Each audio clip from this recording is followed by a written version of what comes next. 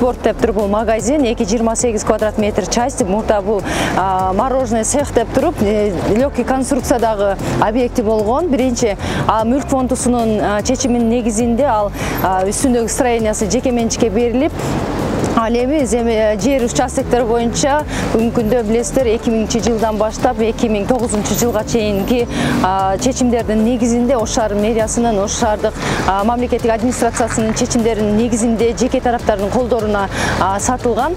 Ал тактап айтканда Жумадил Исаховичтин мезгилинде, андан тышкары Шарипов Жусупжан Шариповичтин мезгилинде и Сатыбалдиев Жантөрө Жолдошевичтин мезгилдеринде ушу жеке тараптардын колдорунан кеткен. Себеби тактап айтканда биринчи бул объектилер курулушка разрешениялар берилип атат. Андан кийинкиси ошол эле мэрлердин колу менен жеке тараптарга токтом менен бекитилип берилип атат. Бул Аделия сулуулук салону дагы бүгүнкү күндө бул 3-чү тарап, 3-чү келишим.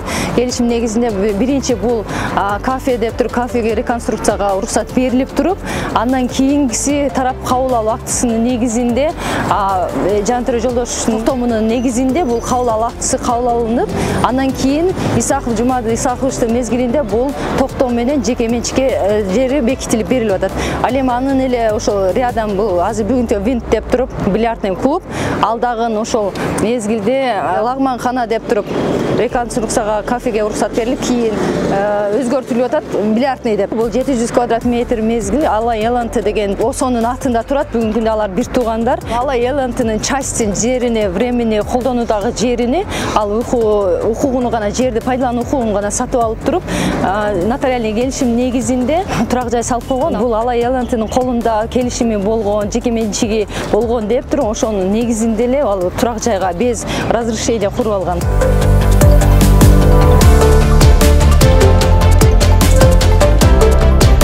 5 объектиге биз бүгүнкү күндө жерлерди кайра компенсация катары төлөө боюнча жерине жер сунуштап атабыз. Бүгүнкү күндө Аделия сулуулук салонуна бир жер сунуштадык, ал жерге макул болгондой болду. Эми комиссиянын чечими менен ал жерди алмашуу келишимин түзүү боюнча биринчи ижара шартында берип туруп, андан кийин соттун чечими менен алар эгер макул болуп, ушул жерге биз макулбуз деген болсо, аларды алмашуу келишими менен негизинде биз бекитип берип атабыз. Ал эми калган 3 участок себеби ал бирөөсү времени болгон, ал времениде эч кандай укугу, жерге болгон укугу жок болгонуна байланыштуу ал жерге биз без компенсация эле өзүнүн курулушун бузуп алып, бизди жерин калыбына келтиребиз. Ал эми спорттоп, бильярдный, наргы 700 квадрат метрге бүгүнкү күндө шаардын аймактарынан жерлер көрсөтүп атабыз. Эсли ошол жерлерге макул болгон болсо, биз ушул эле тарап менен жер менен алмашуу боюнча биз жеке тараптардан өткөрүп алабыз.